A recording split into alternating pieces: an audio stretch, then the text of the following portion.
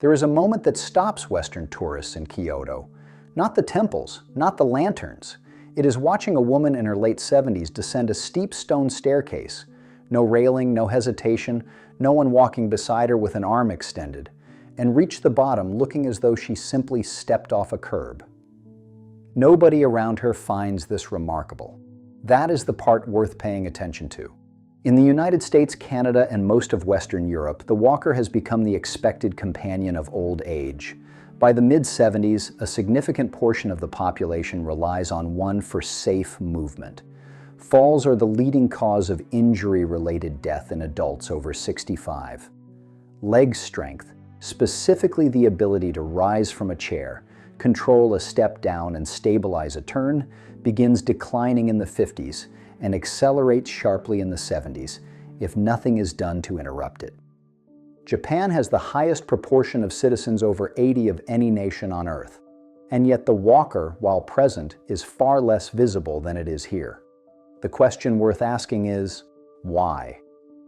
The easy answer is diet. Researchers spent decades studying Japanese longevity through the lens of fish consumption, green tea, and fermented foods.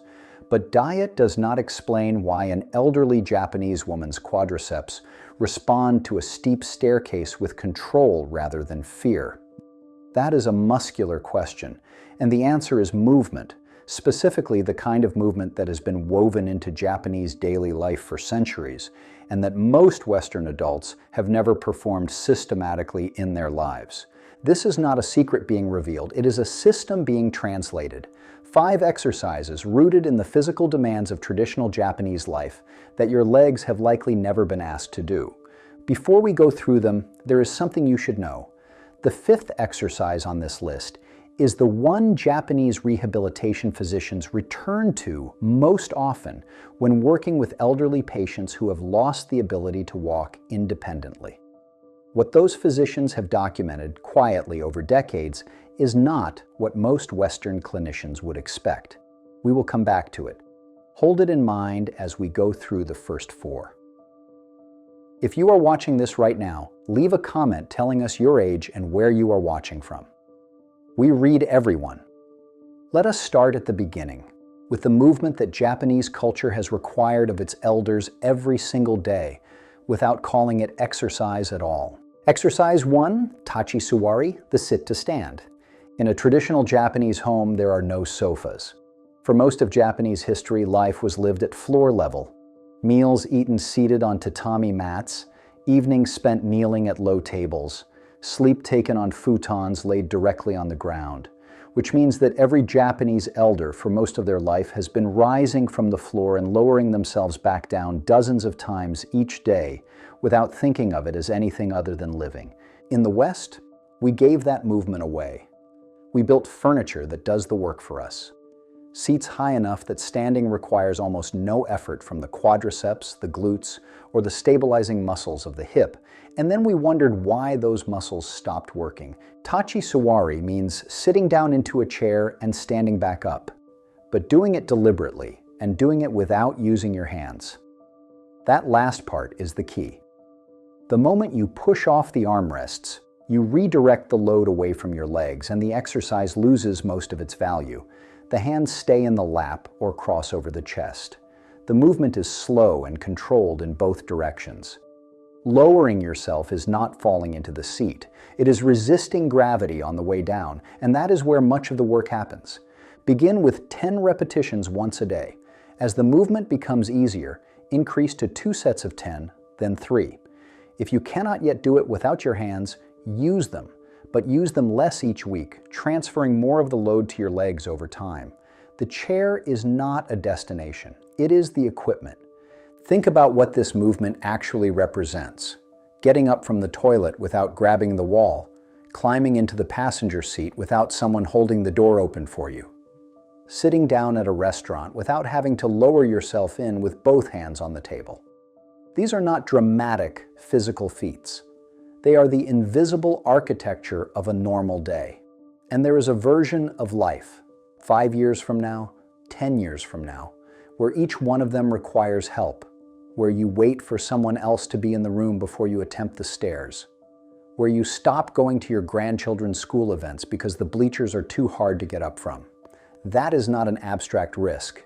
It is the specific daily consequence of leg strength lost and never recovered. Tachi Sawari trains precisely the muscles that stand between you and that version of your life.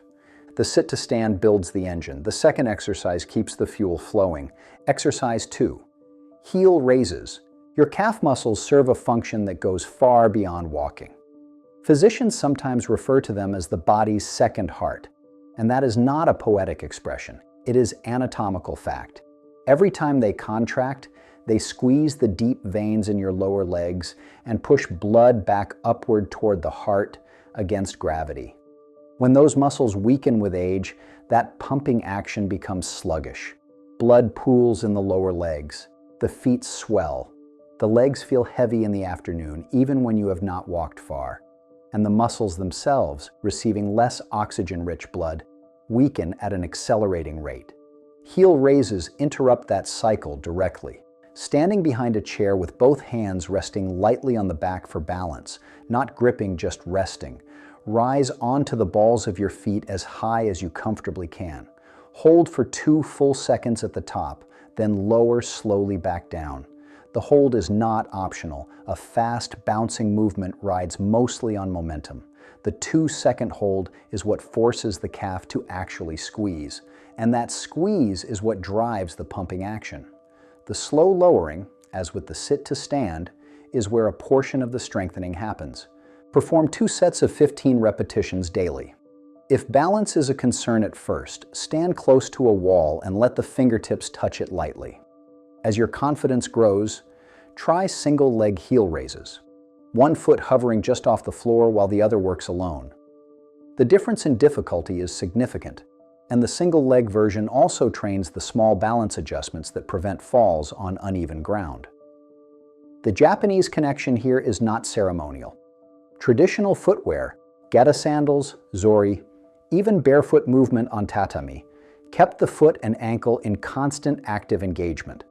Western shoes, particularly those with thick heels and rigid soles, remove that engagement entirely. The foot becomes passive inside the shoe, and the calf is only recruited for walking. Heel raises restore what the shoe took away. The first 2 exercises address the legs from opposite directions. One builds the large muscles that move the body upward, the other keeps blood moving through the legs while you are still.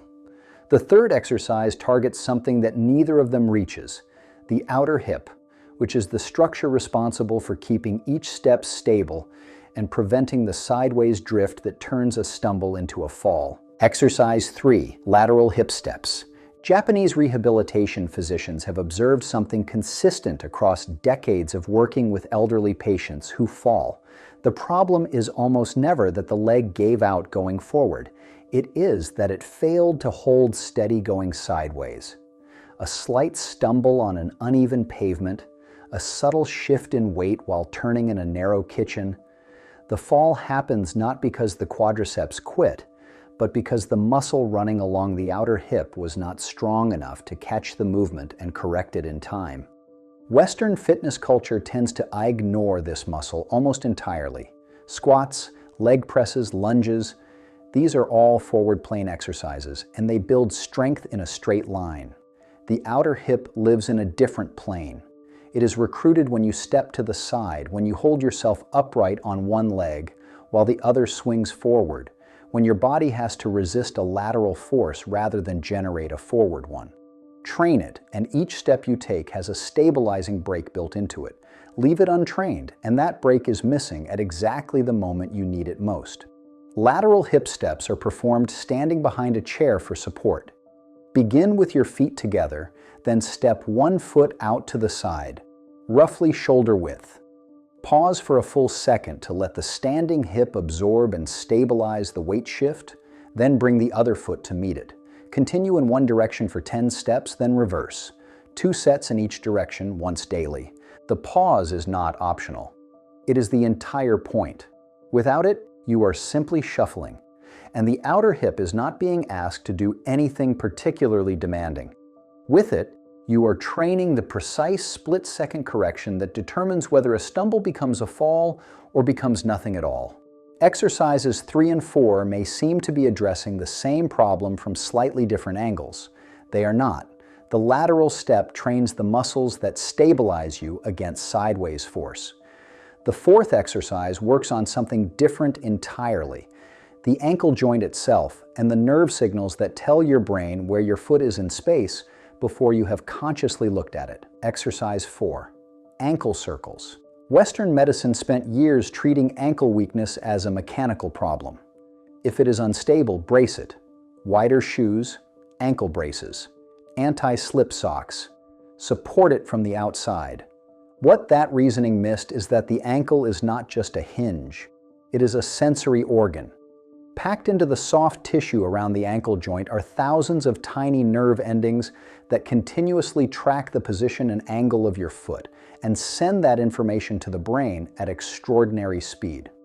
When your foot hits an unexpected slope, it is those nerves firing that tell your brain what adjustment to make before you have consciously registered that anything changed. Age, sedentary habits, and years of rigid footwear all reduce the sensitivity of those nerves. The signal slows, the adjustment arrives late, and the ankle buckles. Ankle circles address this directly. Seated in a chair, lift one foot just off the floor and rotate it slowly through its full range of motion. 10 circles one direction, 10 the other, then switch. The movement should be deliberate and complete, reaching the edges of the joint's range rather than staying in the comfortable middle. Over time, extend the exercise by doing it standing on one foot, with a hand resting on a wall for safety. The standing version challenges the ankle's sensing system under load, which is the condition in which it actually needs to function. This is a quiet exercise, no exertion anyone watching would notice. But the difference it makes over the course of weeks is not quiet at all. It is the difference between an ankle that catches you and one that folds beneath you. 4 exercises in. Now we reach the 5th, the one Japanese rehabilitation medicine keeps coming back to. Exercise 5, Shiko, the sumo squat hold. Shiko is the foundational stance of sumo wrestling, and it has been part of Japanese physical culture for over 1,000 years. The full version is an athletic feat. What we are doing is far more accessible. You stand with your feet wider than shoulder width, toes pointed outward at roughly 45 degrees. You lower yourself into a partial squat, back upright, and you hold that position. No movement, no repetitions, just you holding yourself there. What makes that hold so effective is what it recruits all at once. The front of the thigh bears the primary load. The back of the thigh and the muscles of the seat stabilize from behind. The outer hip holds the wide stance open. The calves and ankles work continuously just to keep you balanced. No single joint exercise and no machine at a gym loads that entire chain in a coordinated way. The body learns to work as a system rather than as a collection of separate parts. That coordination, every structure in the lower body firing together, is precisely what disappears in the years before a walker becomes necessary. Japanese rehabilitation physicians who work with elderly patients, people who have lost significant leg strength, some of whom arrived at clinics using walkers, have documented something that does not fit neatly into the Western clinical model. Patients who practice modified Shiko consistently over a period of 8 to 12 weeks tend to recover strength and stability at a rate that surprises the physicians treating them. Not just reduce dependence on mobility aids. In a number of documented cases, independence restored entirely after weeks of holding a wide-legged squat position. No surgery, no medication, no equipment, just the floor and their own body weight. What those physicians also note is that the improvement is not only muscular. Balance improves alongside strength, often faster than the strength gains alone would predict. The reason they believe is that the hold is simultaneously training the ankle's sensing system while building muscle.